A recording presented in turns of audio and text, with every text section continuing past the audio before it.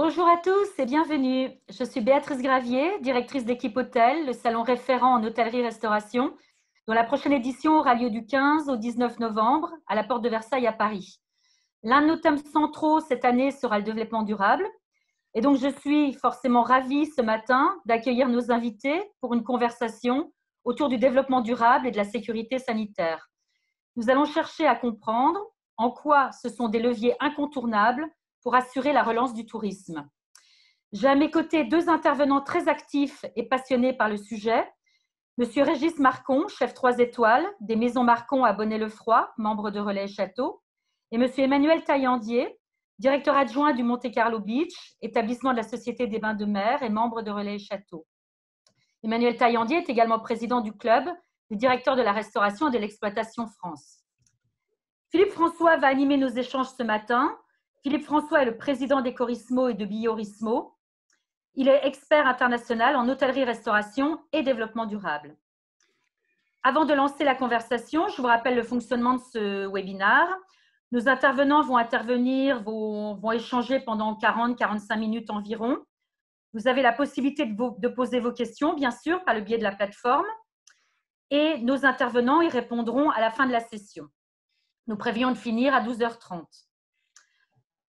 Philippe François, quand on parle de développement durable dans le tourisme, l'hôtellerie et la restauration, de quoi parle-t-on exactement? Pouvez-vous nous éclairer sur ce point?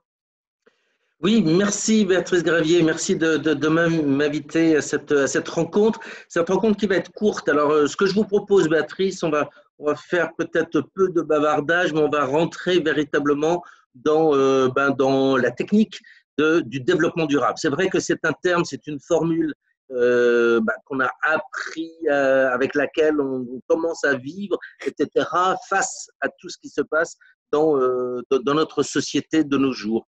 Et ce qui se passe aujourd'hui avec cette énorme pandémie mondiale, c'est un des éléments du développement durable. Mais le développement durable s'inscrit dans l'activité économique. C'est-à-dire que si on voulait avoir une définition du développement durable, ce serait probablement une réponse globale de chacun des acteurs de l'hôtellerie et de la restauration afin de reconsidérer la croissance économique par rapport à ce qui se passe dans le contexte dans lequel nous sommes, c'est-à-dire dans lequel il y a de plus en plus de pollution dans le monde, tout type de pollution, que ce soit la pollution visuelle, par exemple, on fait du tourisme dans des très beaux sites, malheureusement, si on construit maladroitement, etc., ce ne sera plus aussi beau.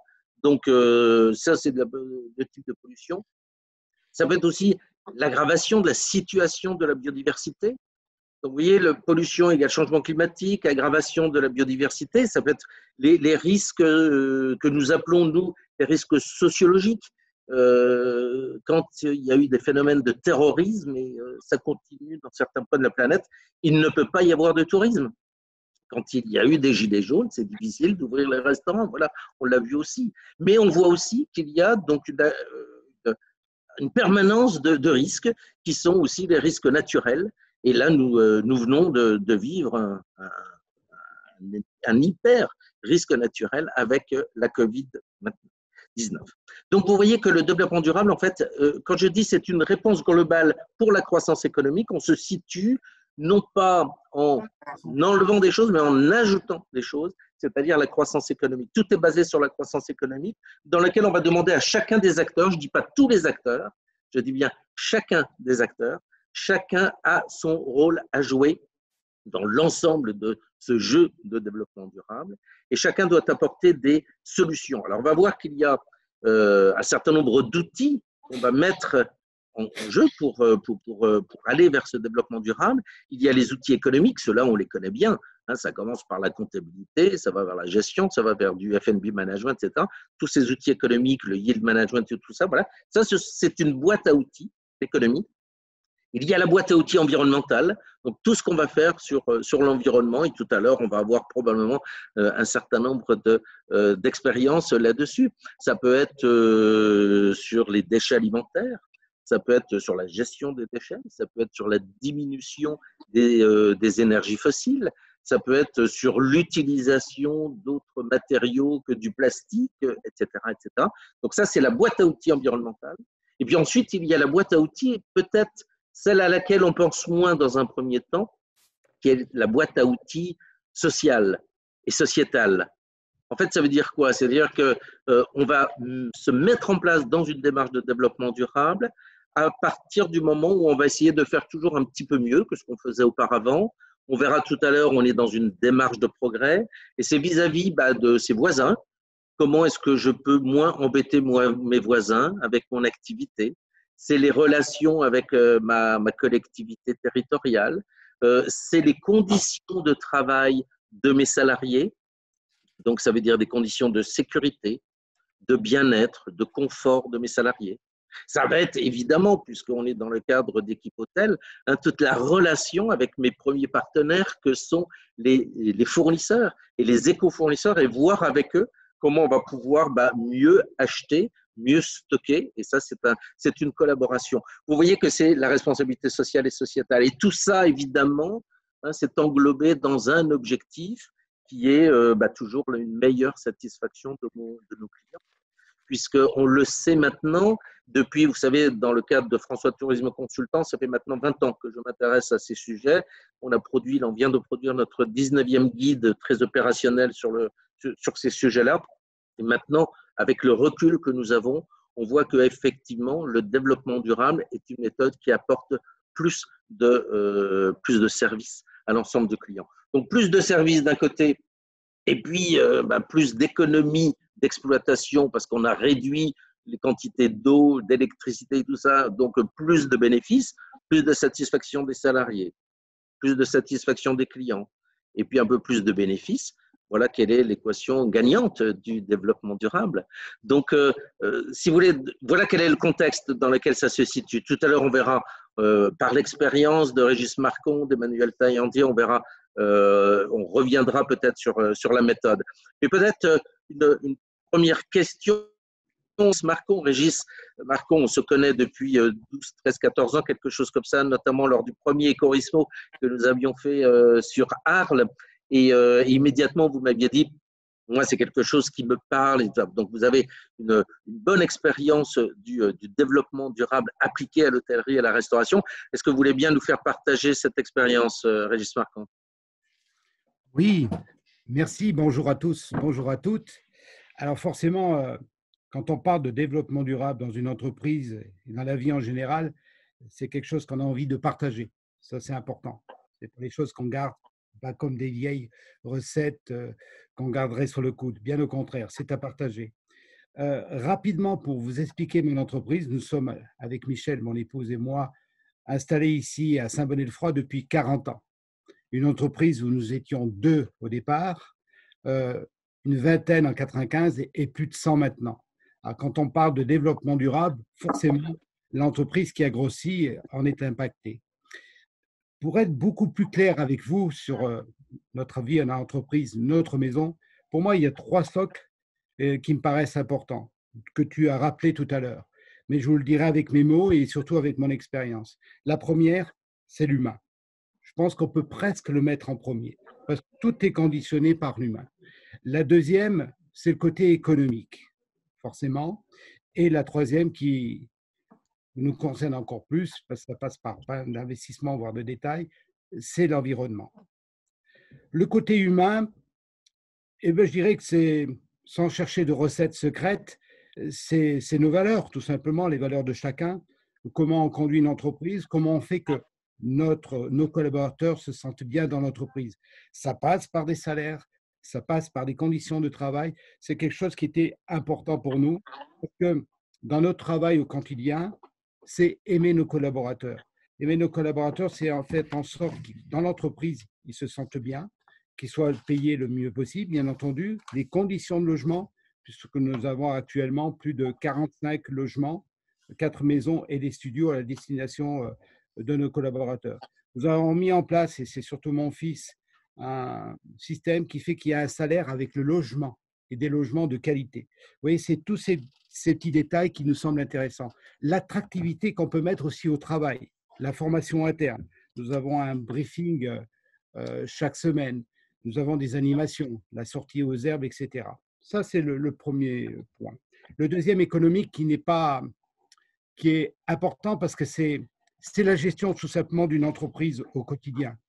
Avoir de la vision de votre entreprise pour éviter, alors j'appelle un peu ça le bon sens paysan, pour éviter aussi les erreurs. On en fait tous et on se nourrit forcément de ces erreurs. Nous avons eu un moment très important dans notre vie professionnelle, notre aventure ici, c'est 2005. Nous avons choisi de créer un lieu à 400 mètres de notre établissement actuel parce qu'il y avait beaucoup de contraintes et la première chose qui nous importait, c'est que nos clients soient dans un lieu un peu idyllique, mais surtout que notre personnel soit dans des locaux fonctionnels et beaucoup plus agréables pour travailler. Nous avons fait appel à Écolabel européen. Ça a été notre chance parce que ça a été des contraintes, ça a été des dispositifs à mettre en place sur lesquels voilà, on ne pouvait déroger. Ça nous a permis en même temps de voyager, d'aller voir à l'extérieur, que ce soit au Japon ou en Suède, ce qui pouvait être fait de mieux au niveau de développement durable. La chance aussi d'être dans un bâtiment neuf qui nous permettait de mettre ces choses en place. Alors ça a été bien sûr un parc à la fois solaire, à la fois tout le dispositif photovoltaïque, la géothermie, les matériaux. Et je peux vous dire, ça a été du bonheur de mettre en place ce lieu, je dirais, exagérons pas trop, idéal, à la fois pour le client et à la fois pour nous. Ce qui est important dans les collabels européens, c'est qu'on n'est pas contraint. On doit chaque année avoir une nouvelle idée pour avancer. Ce n'est pas un label qu'on colle sur le coin de votre hôtel et restaurant, c'est on se remet en question chaque année pour aller plus loin. Donc, on est toujours dans cette phase de projet comme on peut l'être en cuisine.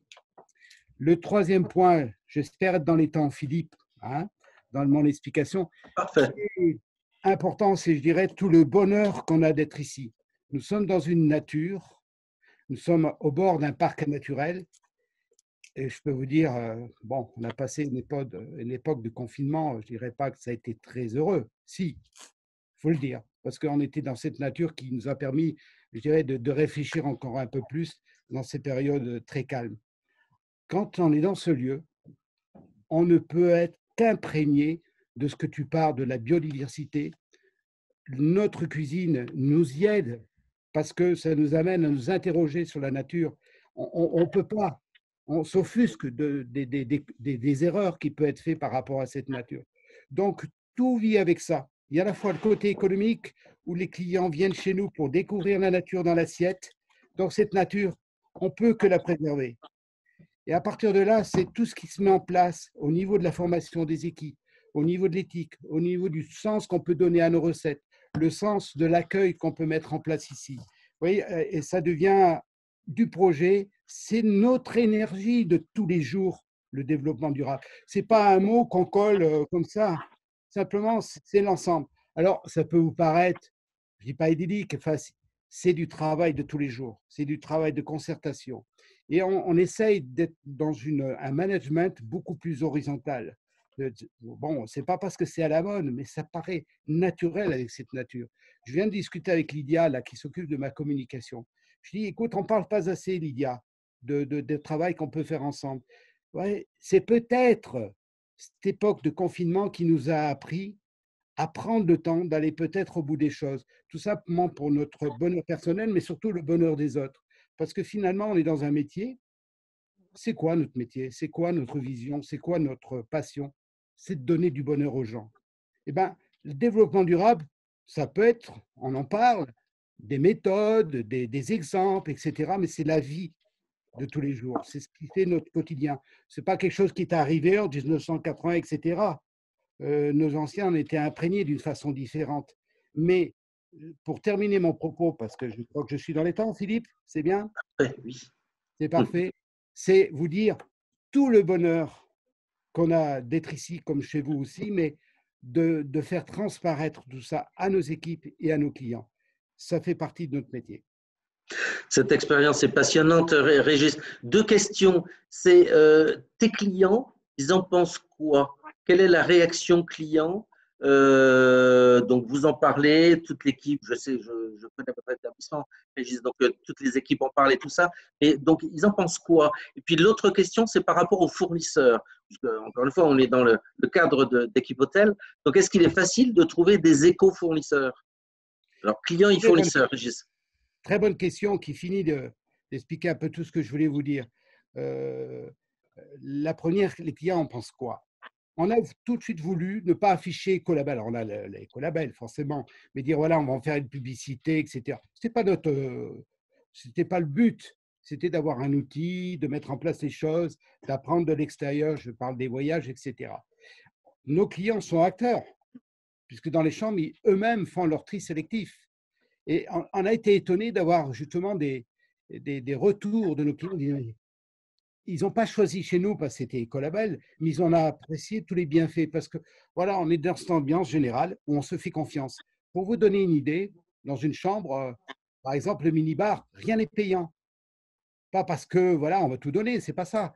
On donne cet esprit de liberté quand on rentre dans une chambre. Il n'y a pas à chaque fois, tiens, il faut payer ci, il faut payer ça, telle activité. On leur donne une quantité de livres intéressante. On s'en fait voler, forcément. On peut se plaindre, c'est pas grave. On donne cette liberté aux gens. Et la deuxième, par rapport aux fournisseurs, il y a une exigence importante, forcément. Et là, c'est tout notre côté, je dirais, c'est un domaine qui m'importe, c'est la nutrition. Le fait de bien comprendre la nutrition, ce n'est pas une technique compliquée, hein, c'est simplement comprendre les produits, tout simplement.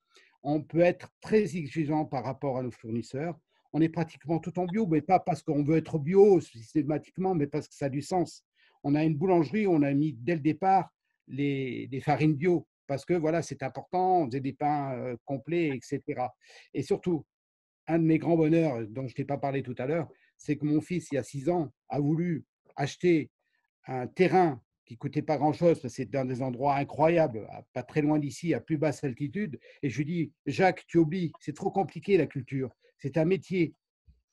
Forcément, un fils n'écoute pas son père, c'est ce qui en fait le charme en même temps et sa valeur.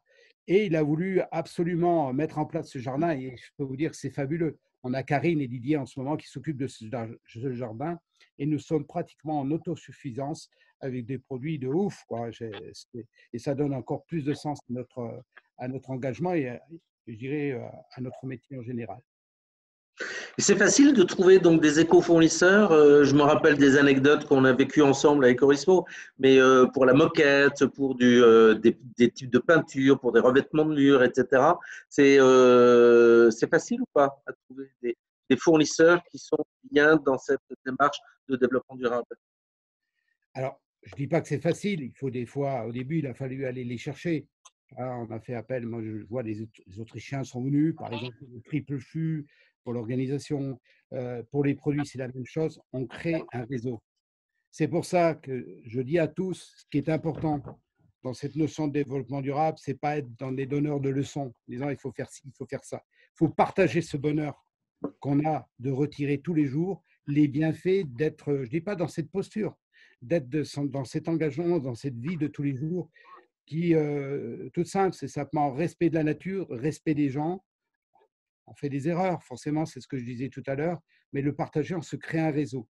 Et moi, j'ai de plus en plus de fournisseurs, de gens qui viennent me voir parce qu'ils ne savent pas que ils ne me considèrent pas comme un spécialiste de la question, mais ils savent que je m'engage dans cette voie. Alors, forcément, on se nourrit les uns les autres. Et voilà, la rencontre est importante. Merci, Régis Marcon. Super expérience. Alors, j'entends parler effectivement de donner du sens, de prendre soin de ses salariés, d'être en phase avec la nature. Donc, j'imagine que derrière cette démarche de développement durable, il y a quand même une nécessité de trouver des méthodes, des outils, un encadrement pour rendre ça réel. Philippe François, est-ce que vous pouvez nous éclairer, nous dire 2 mots sur cette méthodologie? Effectivement, là, on a vu bien donc l'expérience extraordinaire de Régis Marcon. On a vu le contexte, on a vu pourquoi on va le faire. On voit que c'est la complémentarité entre l'économique, l'humain et l'environnemental, comme l'a très bien dit Régis. Mais effectivement, pour que ça marche, il faut de la méthode. Il y a un certain nombre d'hôteliers, de restaurateurs, d'hôtels de plein air qui se sont lancés comme ça dans des démarches de développement durable et ça n'a pas marché parce qu'il manquait de méthode. Donc, si vous voulez bien, en quelques minutes, on va reprendre un petit peu quelle est la méthode qu'il faut adopter. Et ensuite, je passerai la parole à Emmanuel Taillandier pour voir dans son entreprise comment ils ont appliqué ces méthodes. La première des méthodes qu'il faut se dire, c'est quel est mon intérêt? On a commencé à le voir là tout à l'heure, mais c'est quel est mon intérêt? Donc, dans votre entreprise, dans votre hôtel, votre restaurant, votre bar, vous allez d'abord vous dire pourquoi je le fais. Et une fois que vous savez pourquoi vous le faites, vous verrez, vous le ferez beaucoup mieux et vous allez le partager avec les gens qui sont autour de vous, c'est-à-dire vos employés, c'est-à-dire vos fournisseurs et un jour avec vos clients. Donc, on a vu l'enjeu principal, c'est l'augmentation de la rentabilité. Les 7 enjeux que je vais vous donner, il n'y a pas d'ordre, ils sont tous importants. Parce que bien sûr, je peux dire, bon, le principal enjeu, c'est que notre planète soit encore plus bleue et plus belle demain matin et que nous vivions mieux sur la planète, bien évidemment. Mais je reprends tout ça. Moi, je suis conseiller en entreprise, donc avant tout, si l'entreprise fonctionne, c'est parce qu'elle est rentable. Donc, c'est une augmentation de la rentabilité, on l'a vu, sur pratiquement l'ensemble. J'ai eu une fois une contre-expérience avec un hôtel connu sur Paris, où effectivement, ça n'a pas marché parce qu'il n'avait pas mesuré les résultats, mais j'y reviendrai peut-être tout à l'heure. Donc, la première des choses, c'est se dire qu'on va faire ça pour aussi augmenter la rentabilité de mon établissement. Premier point. Deuxième point, c'est me différencier par rapport à mes concurrents.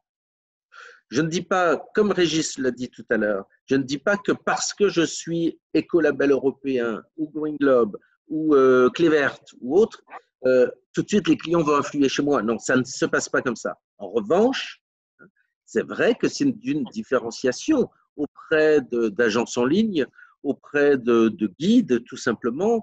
C'est une différenciation. Regardez, ça fait 10 ans que nous parlions avec le guide Michelin un jour de faire rentrer des critères de développement durable dans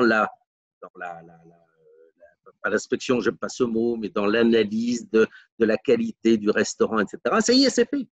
Donc, et on voit bien maintenant que Michelin a effectivement son petit icône sur le développement durable pour les entreprises qu'il visite. On voit bien que ça fait une différenciation, effectivement, avec ses concurrents.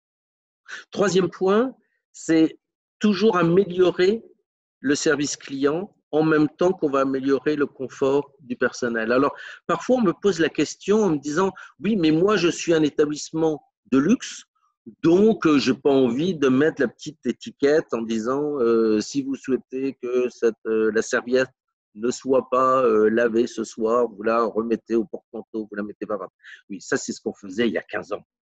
Maintenant, c'est plus ça. Et je peux vous garantir que tout ce qu'on apporte effectivement grâce à une méthode bien organisée de développement durable, c'est à chaque fois c'est du plus client. Tout à l'heure, Régis Marcon nous a fait deux anecdotes où effectivement le bar est ouvert. Bon, et puis dans le bar, il y a plus de plastique.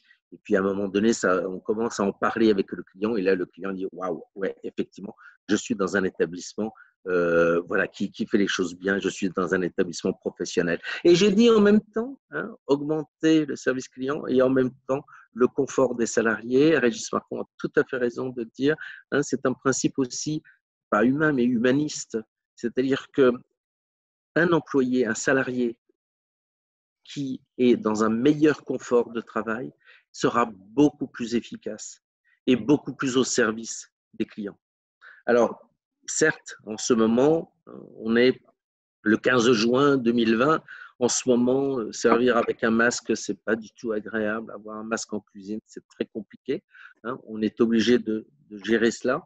Mais il y a aussi, par exemple, des services de santé au travail qui regardent la question pour essayer de voir quels seraient les masques qui seraient plus adaptés à nos employés. Donc, voilà le genre de situation dans laquelle on est, mais on essaye.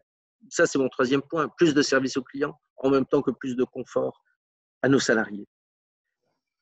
Je reste encore un point peut-être sur les salariés. C'est à chaque fois que nous avons mis en place une démarche de développement durable dans un hôtel, un restaurant, un camping, à chaque fois, c'était une occasion de fédération, de mobilisation des équipes en place.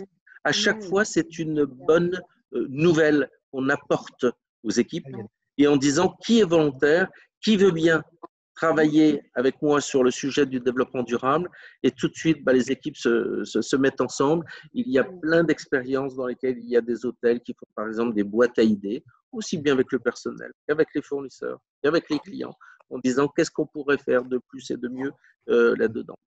À un moment donné où les ressources humaines dans l'hôtellerie et la restauration sont un de nos soucis quotidiens, avoir un projet fédérateur tel que le développement durable au sein de son entreprise me paraît être une bonne idée et astucieuse.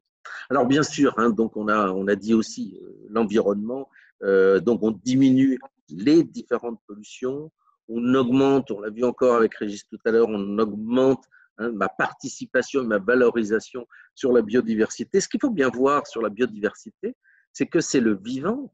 Et nous-mêmes, nous faisons complètement partie de la biodiversité. C'est le règne animal, le règne végétal. En ce moment, il y a effectivement une décroissance due à plein de choses, notamment toutes ces pollutions de cette biodiversité. Il y a quelques années, à la demande de la direction du tourisme, nous avons émis une analyse qui s'est transformée en un livre qui s'appelle biodiversité et tourisme. On a mis en place un label qui s'appelle le label Biorismo pour essayer de trouver des points d'action.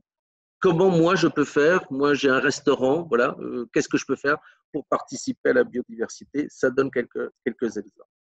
Le 6e point de cette méthode, c'est de se dire que c'est difficile de connaître la réglementation, il y en a en permanence, et alors en plus en ce moment, la réglementation change en permanence, mais c'est aussi intéressant d'essayer d'anticiper la réglementation, c'est aussi intéressant de savoir ce qui se passe à droite et à gauche. Là, on vient de sortir notre dernier guide, qui est un guide sur les risques sanitaires dans l'hôtellerie et la restauration. On a été chercher des exemples au Mexique, au Japon, etc., pour voir et pour donner, pour qu'entre nous, dans notre tribu, dans notre cluster à nous de gens de l'hôtellerie, qu'on puisse échanger les bonnes idées pour que nos entreprises gèrent mieux, notamment cette crise de la Covid-19. Donc, anticiper la réglementation, mieux la connaître. Si on est ensemble, si on travaille en réseau, on arrivera à mieux la connaître. Et puis, le dernier point, qui est peut-être c'est en même temps le dernier point de ce que j'ai éprouvé, moi, dans mon expérience professionnelle avec les hôteliers, les restaurateurs, c'est que dorénavant, un certain nombre de chefs d'entreprise viennent nous voir, mais un certain nombre de cadres aussi d'entreprises hôtelières viennent nous voir en disant, moi, j'aimerais bien, Monsieur François, que vous m'aidiez, m'accompagniez dans une démarche de développement durable parce que je souhaite avoir ça sur mon CV. C'est-à-dire que maintenant, c'est devenu aussi un argument en disant, moi, je souhaite être plus professionnel. Je veux augmenter mon professionnalisme. Et ça, c'est extrêmement reconnu par les clients. Et ça, c'est un vrai sujet de communication qu'on a là avec les clients et avec le directeur général d'hôtel, des gens connus à Paris, en province, à l'étranger, qui sont nos grands hôteliers, nos grands capitaines d'industrie hôtelière, qui disent, mais dans le fond, moi, je n'ai pas encore fait ça. Ça, c'est un outil que je n'ai pas encore mis en place. En ce moment, vous connaissez mes actions sur la formation hôtelière au niveau international. Je milite beaucoup pour que le développement durable devienne une matière obligatoire à enseigner dès le CAP. Le développement durable, c'est aussi c'est l'ergonomie. Tout à l'heure, je parlais de confort des employés et des salariés. C'est donc l'ergonomie. Savoir bien tenir un couteau. Savoir qu'un couteau qui coupe bien est beaucoup moins dangereux qu'un couteau qui coupe mal. C'est ça aussi sur le côté humain de Régis tout à l'heure. C'est ça aussi le développement durable. C'est essayer, et puis en même temps la prévention des risques. Vous voyez, c'est tout ça où finalement, si on s'y met un jour, on va essayer de devenir un meilleur professionnel et avoir, pour les cadres, à avoir une ligne de plus sur son CV.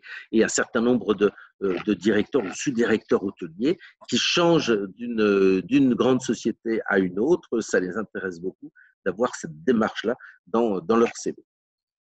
Point numéro 2 de la méthode, c'est comment ça se passe concrètement. Lorsque quelqu'un se dit, parmi les à peu près 600 personnes là, qui sont avec nous ce matin, il y a peut-être un hôtelier restaurateur, un gestionnaire de camping qui se dit, Tiens, bah moi, j'aimerais bien, ça m'intéresse dans le fond tout ça. Si c'est pour faire des économies, pour faire plus plaisir à mes clients, à mes salariés, tout ça, moi je suis preneur, j'y vais. Comment ça se passe? Alors, première des choses qu'il faut bien savoir quand on. Là aussi, je vais faire en 7 points. Vous allez essayer de me suivre, je vais faire 1, 2, 3 comme ça. Bon, première chose, c'est que d'abord, on ne casse rien, on ne détruit rien. Parfois, on me dit, oui, monsieur François, mais vous venez dans mon hôtel et vous allez me dire qu'il faut changer la chaudière. Il faut... Mais non, non, non. D'abord, on ne casse rien, on ne détruit rien. D'abord, on va ensemble observer, on va analyser quelle est la situation. C'est sûr que vous faites déjà des choses formidables. Bon, puis on va voir s'il y en a d'autres qu'on peut faire, qu'on peut rajouter. D'accord? Et tout ça, ça va se faire progressivement. Donc, point numéro 1, c'est on ne casse rien, on observe, on analyse. Deuxième point. Là, une fois qu'on a analysé, on va choisir. Tout n'est pas à faire en même temps. Tout à l'heure, Régis Marcon nous l'a dit. Il s'est lancé sur les collabels européens, il ne fallait pas tout faire en même temps. Nous, on est dans une démarche de progrès. C'est progressivement, on va faire des choses. Donc, on va choisir ce qu'on va faire. On va aussi choisir ce qu'on ne va pas faire. On va donc se donner des priorités et on va monter un plan d'action qu'on va se dire tout simplement, ça c'est pour 1 an, c'est pour 2 ans, c'est pour 3 ans, et puis on verra au fur et à mesure qu'on avancera. Troisième point, une fois qu'on a son plan d'action, une fois qu'on sait bon, ce qu'on veut faire, pas faire, là on va choisir aussi les outils qui sont à notre disposition. Alors, les outils, c'est notamment les labels. On a vu tout à l'heure les collabels européens. Emmanuel Taillandier nous parlera peut-être de Green Globe. Il y a à peu près une centaine de labels, certifications dans le monde adaptés au tourisme, dans son sens le plus large, que ce soit les entreprises ou les territoires touristiques. À ces labels et certifications, il y a maintenant d'autres choses qui se sont ajoutées. Ce sont notamment ce que nous appelons les chartes. C'est-à-dire, ce sont des engagements que vous choisissez. On vous aide à définir quels sont les engagements. Vous les choisissez. Vous demandez à une tierce partie de venir les auditer pour être sûr que ce ne soit pas de ce qu'on appelle le greenwashing. C'est-à-dire que ce n'est pas simplement, bon, je dis que, non, qu'il y ait quelqu'un qui vienne voir et qui évalue effectivement les progrès que vous faites. Quatrième point, c'est la formation. Parce que là, on va toucher à des choses auxquelles on n'est pas forcément habitué. Si je vous dis tout de suite le mot biodiversité, vous dites, bon, bah oui, mais qu'est-ce qu'il y a dedans? Donc, ce qu'on va faire, c'est on va sensibiliser et former les équipes de manière interne, de manière externe, en webinaire, en présentiel, peu importe, de manière internationale ou nationale. Bien, si vous êtes un groupe international, ça peut se faire effectivement au niveau international ou parfois, on préférera faire des formations et des sensibilisations sur un plan plus local. La formation, ça peut aller, comme un grand groupe hôtelier français nous a demandé de mettre en place toute leur démarche de développement durable et on a formé des animateurs développement durable à l'intérieur des hôtels ou pour les plus petits, pour 2 hôtels. Et ce sont un peu les officiers de développement durable qui vont veiller à ce que la méthode se passe bien et eux-mêmes deviennent des professionnels. Ça, ce sont des formations en 4-5 jours, ce n'est pas des formations de 3 ans, hein, on est d'accord. C'est des formations qui se passent par la formation professionnelle continue. Une fois que la formation est en place, vous avez vos outils, vous avez vos priorités, vous avez votre plan d'action, vous êtes formé pour le faire. Ben là, il faut faire l'action et vous allez vous donner un temps, un planning. Voilà, c'est vous qui le choisissez. Et on va voir que tout ça sera très progressif et que les changements qu'on attend de notre démarche sont des changements progressifs et pas brutaux. Et puis, le 6e avant-dernier point, c'est mesurer ces résultats. Ça, c'est toujours important. Parce que si on ne mesure pas qu'on a fait des économies de chauffage, d'eau, d'électricité, si on a une meilleure satisfaction des clients, si on a de plus en plus de clients qui nous en parlent, si notre personnel est parfaitement motivé, si on a des fournisseurs, des éco-fournisseurs qui sont de plus en plus eux-mêmes intéressés et qui changent leur méthode, leur procédure, et là, il faut absolument mesurer les résultats, ce qui nous permettra aussi de repartir sur les objectifs, par exemple, de l'année prochaine. Mais la méthode ne serait pas complète s'il n'y avait pas le 7e et dernier point, qui est il faut communiquer.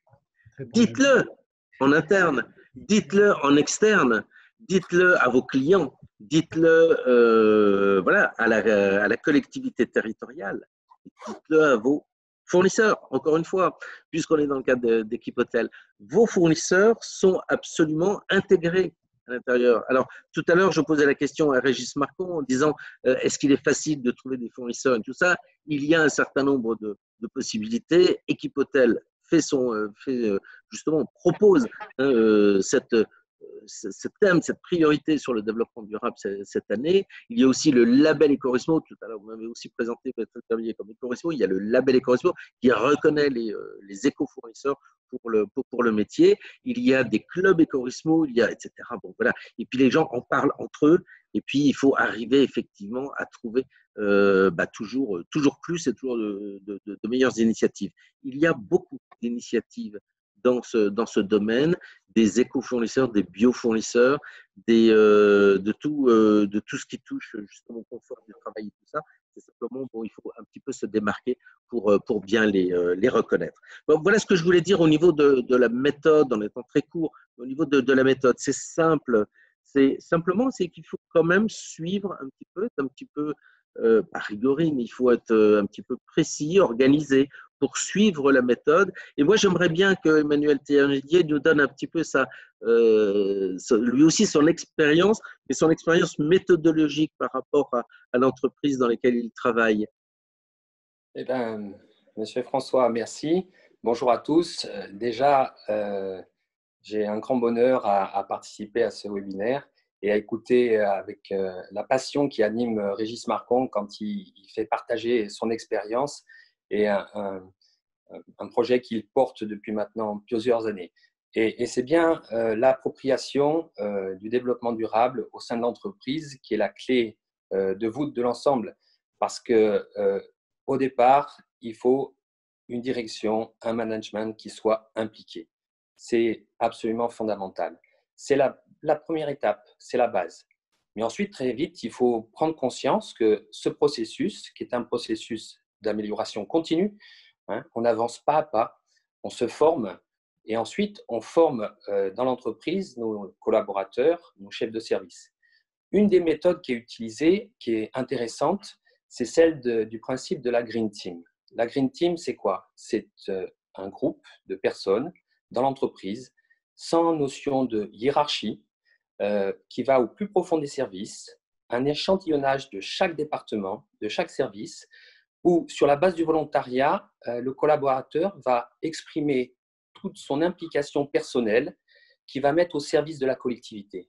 Et ça, c'est un élément fédérateur incroyable. C'est un levier d'une puissance terrible parce que ça permet à la fois de faire exprimer le bon sens de chacun, ça permet d'échanger, de mesurer les projets à mettre en place.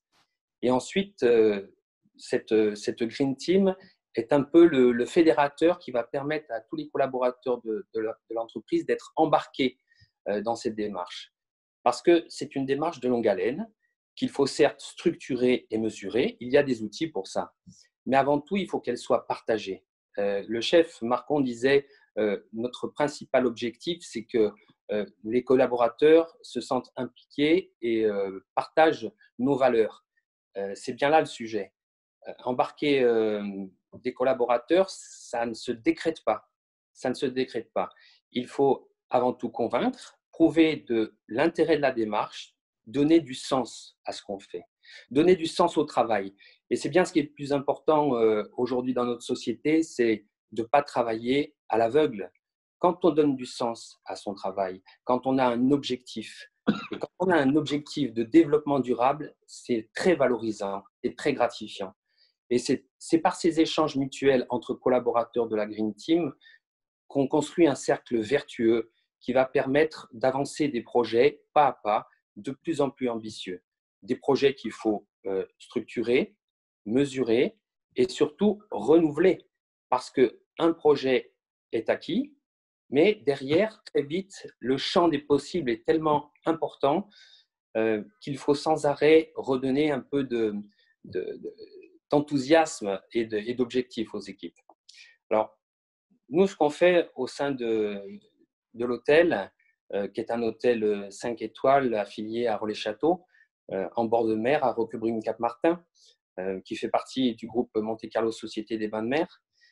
C'est avant tout un principe de réalité. On s'inscrit dans un territoire, on a la chance de s'inscrire dans un territoire où la biodiversité est encore présente. Et notre mission est aussi de protéger cette biodiversité, voire de l'encourager.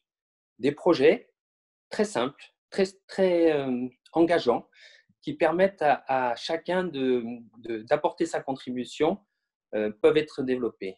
Notre objectif sur l'année 2020, dans une situation très complexe, c'est par exemple de proposer à notre clientèle, derrière l'hôtel, dans une magnifique pinède, de découvrir un refuge de la Ligue de protection des oiseaux. Ça paraît simple, et pourtant c'est un projet passionnant, où on découvre que tel ou tel collaborateur a une connaissance faunistique, floristique, qu'on ne pouvait pas soupçonner. Et on se fait aider pour ça, parce que on ne peut pas nous ne sommes pas des spécialistes de chaque domaine. On a pour mission d'accompagner l'ensemble de l'équipe dans une direction, mais on peut se faire entourer, accompagner, notamment par la formation. La Ligue de protection des oiseaux a organisé, par exemple, une rencontre avec les collaborateurs sur site et a expliqué la méthode qu'ils utilisaient pour recenser les espèces du vivant qui sont sur ce petit territoire. La magie opère et la magie, elle est fédératrice. Et de sentir tel ou tel collaborateur, qu'il soit valet ou femme de chambre, qu'il soit maître d'hôtel, steward, s'impliquer en dehors de son champ traditionnel de travail permet ensuite de porter une parole et un sens auprès des autres collaborateurs, mais aussi auprès de la clientèle, parce que ça transparaît. Et l'important, disait Philippe François, de communiquer en interne et en externe, c'est vrai, on ne revendique pas assez ce qu'on fait. Il faut qu'on arrête d'être trop frileux, de ne pas revendiquer les très belles choses qui sont mises en pratique, à tous les stades. Je prends un exemple, quelque chose de très prosaïque. On a mis en place un guide des bonnes pratiques par service. Chaque service a réfléchi, chacun dans son service, à qu'est-ce qu'il pouvait faire à son niveau dans une démarche de développement durable. Ça peut aller de choses très basiques, comme de projets beaucoup plus ambitieux. Le fait de descendre au niveau du service, ça permet aussi d'analyser en profondeur l'organisation interne. Et de remettre ça en cause régulièrement permet de créer des situations de changement, d'évolution, et qui vont toujours dans le bon sens. On se base avant tout sur le bon sens des uns et des autres. Voilà. Ce guide des bonnes pratiques, une fois qu'il est mis en place, comme disait Philippe François, il faut mesurer. C'est important de donner un objectif, mais aussi de mesurer l'évolution de ce qui est mis en place pour atteindre cet objectif. Il ne faut pas hésiter à se donner des objectifs quantitatifs. Oui, l'année prochaine, je souhaite diminuer de 20% ma consommation de papier. Comment je m'y prends? Chacun travaille dessus. Et avec ça, avec une fédération de personnes impliquées et volontaires, on s'aperçoit que des solutions existent. Les solutions sont nombreuses. Bon, je prendrai aussi le soutien de la certification. Elle est indispensable parce on peut avoir toute la démarche ambitieuse que l'on souhaite dans le développement durable. Ça nécessite néanmoins une structuration que nous apportent les certifications. Nous avons choisi Green Globe. Pourquoi? Parce que Green Globe est basé sur un référentiel très exigeant, 386 critères. Je ne vous cache pas que les jours d'audit ou les semaines qui précèdent, il y a un peu de pression au niveau des équipes. Mais néanmoins, ce positionnement vis-à-vis d'une certification nous aide à structurer notre propre démarche. Pourquoi? Elle nous permet d'analyser ce qu'on a fait, de se fixer des objectifs et de mesurer les objectifs à atteindre. Et ça, c'est très, en principe de fonctionnement, c'est très encourageant et c'est très gratifiant. Quand on peut dire qu'on a réussi sur tel point à baisser sa consommation d'eau par des gestes, des éco-gestes de tous les jours.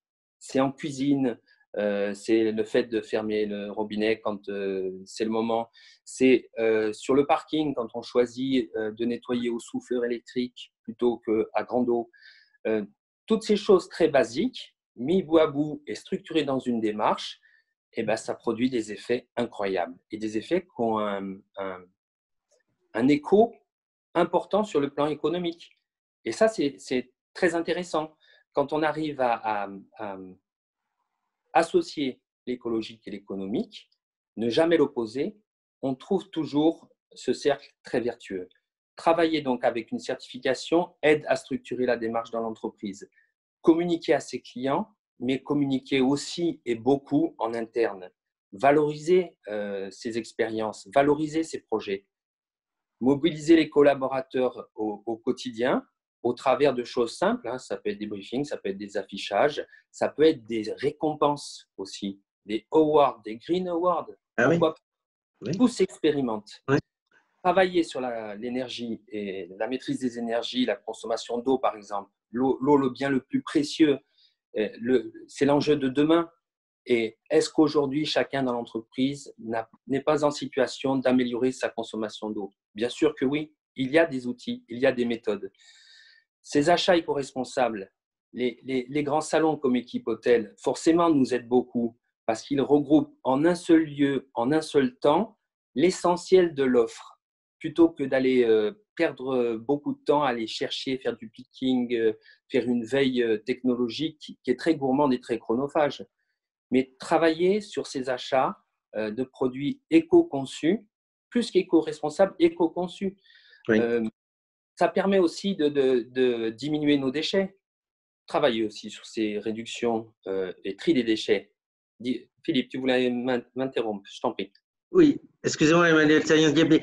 Justement, puisqu'on est équipe hôtel avec les fournisseurs, est-ce que vous trouvez tous les éco-fournisseurs dont vous avez besoin, que ce soit pour de l'équipement, du mobilier, que ce soit peut-être en alimentaire? Est-ce que vous avez suffisamment d'offres de la part de fournisseurs ou là, c'est le moment où il y a forcément, je ne sais pas, 100, 200, peut-être plus, fournisseurs d'équipe hôtel, exposants d'équipe hôtel qui sont là, on les vous écoutez.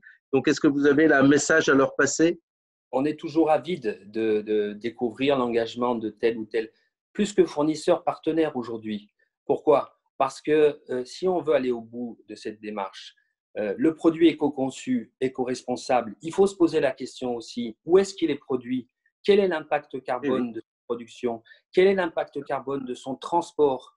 Donc, on va aussi chercher au plus près de nos territoires, en localisant, en relocalisant, chercher autour de nous ces fournisseurs, ces artisans, ces maraîchers qui nous permettent aussi de donner à nos clients une démarche de consommation responsable.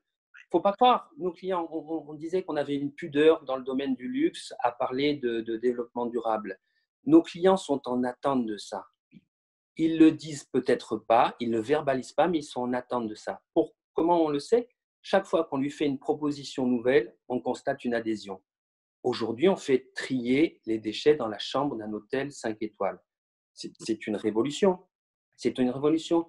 Et ça se passe très bien, pour la simple raison qu'aujourd'hui, c'est quelque chose qui est tellement intégré que le fait de ne pas le faire serait peut-être maintenant surprenant.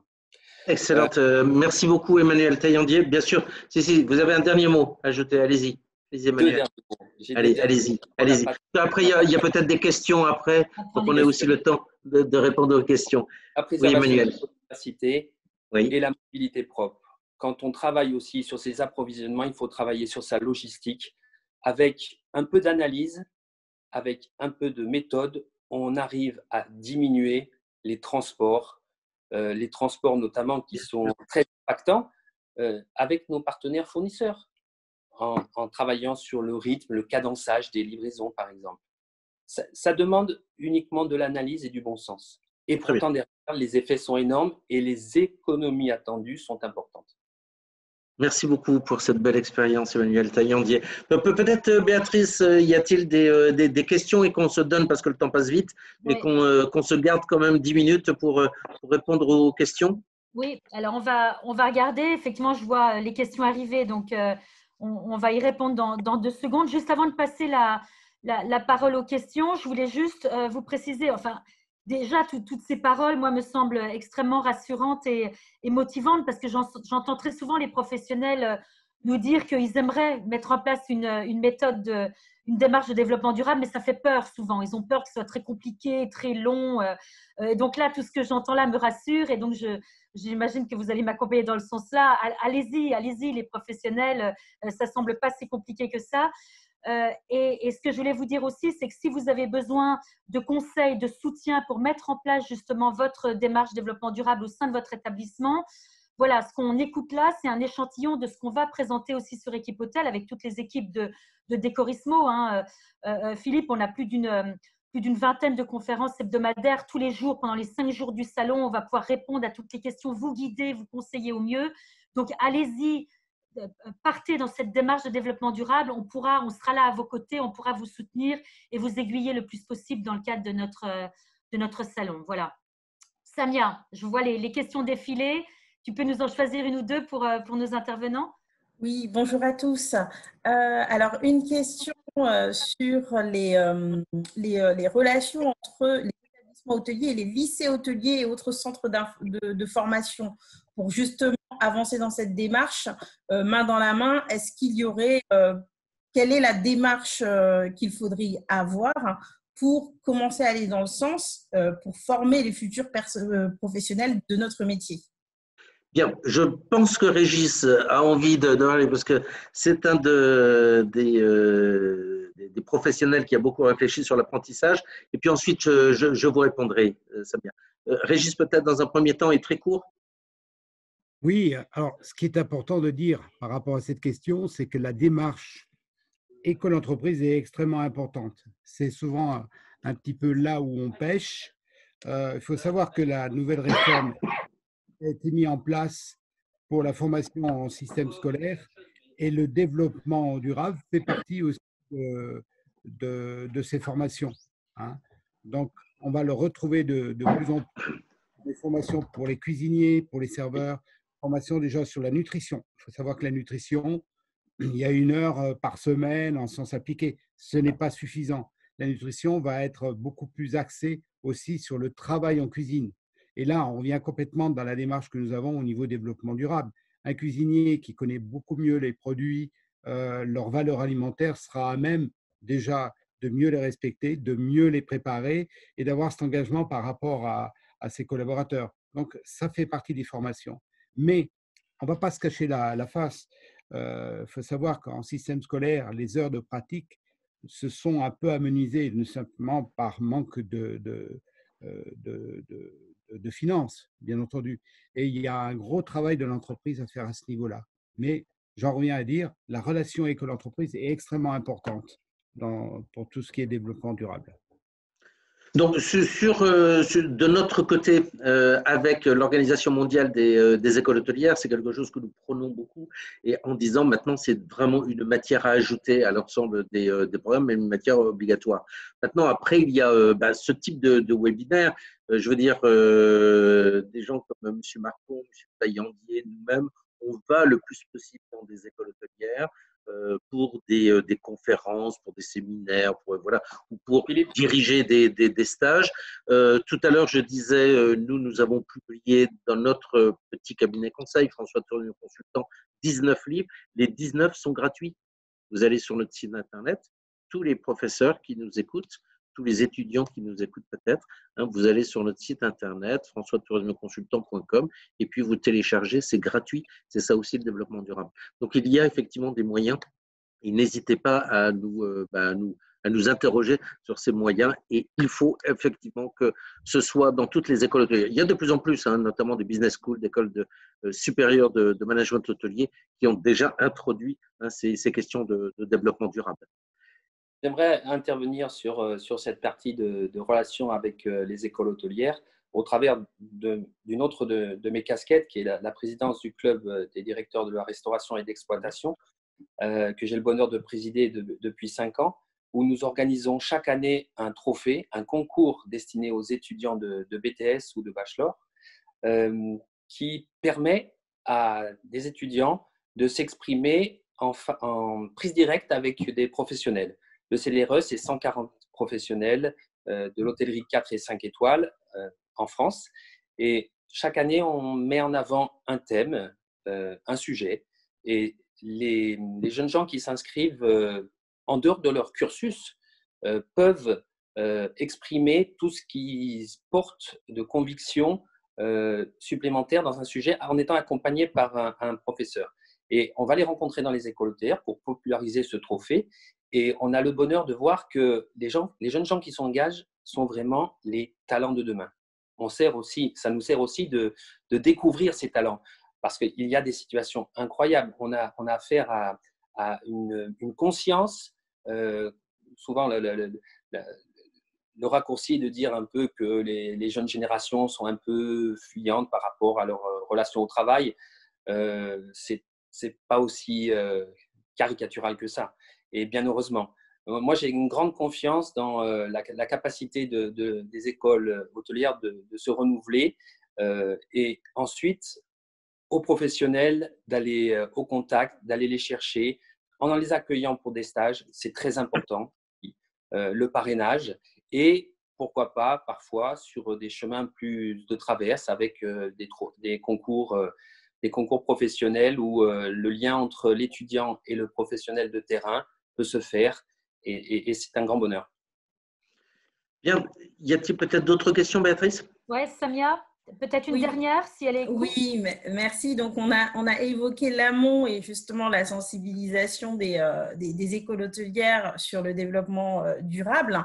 Là, on va plutôt avoir une question sur l'aval, c'est-à-dire en tant qu'acteur de l'hôtellerie et de la restauration, au-delà de vos actions concernant la préservation de la planète, comment intervenez-vous auprès de vos clients pour les sensibiliser à cette problématique du développement durable? Quel genre de communication leur apportez-vous? Régis, peut-être? Alors oui, question délicate. Je pense que l'erreur à ne pas faire, c'est parler aux clients un peu en donneur de leçons. Déjà, l'expérience elle-même qu'ils vont vivre en entreprise par rapport à notre cuisine, l'expérience hôtelière, etc., la connaissance du milieu naturel, c'est déjà une première réponse à apporter sur tout ce qui concerne le développement durable. Après, c'est tous les détails dont on a parlé depuis tout à l'heure. Je prends l'exemple d'un menu au restaurant. On donne des thèmes. Pour l'instant, c'est le menu aux herbes. Chaque herbe est présentée.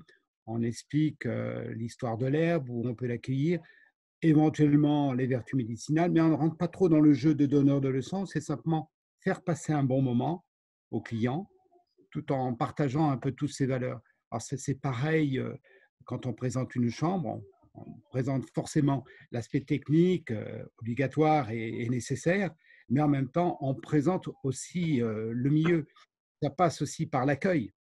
L'accueil, la façon de présenter la réservation, comment les gens vont être accueillis. Et Dieu sait si c'est important en ce moment, parce qu'avec les règles sanitaires, faire en sorte que ces règles sanitaires, je ne dis pas soient un plus, mais que les gens ne s'aperçoivent pas que c'est si contraignant que ça. Il faut que devant eux se présentent, nous les professionnels, les serveurs, etc. On a un visage, je dirais, le plus optimiste possible et le plus accueillant possible. Vous voyez, c'est plus dans le fait de donner des informations, c'est plus dans le fait de notre comportement personnel par rapport à ces clients-là. C'est très bien. Voilà, c'est tout un ensemble. Peut-être en une minute, Emmanuel. Sur ce point-là. Sur la communication client, oui. Oui, totalement en phase avec M. Marcon.